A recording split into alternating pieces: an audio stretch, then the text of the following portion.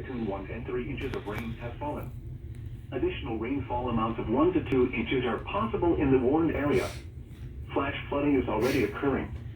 Hazard: flash flooding caused by thunderstorms. Source: train spotters reported. Impact: flash flooding of small creeks and streams, urban areas, highways, streets, and underpasses, as well as other poor drainage and low-lying areas. Some locations that will experience flash flooding include Miami, Marlins Park, and downtown Miami. Turn around, don't drown when encountering flooded roads. Most flood deaths occur in vehicles. Be especially cautious at night when it is harder to recognize the dangers of flooding. Be aware of your surroundings and do not drive on flooded roads.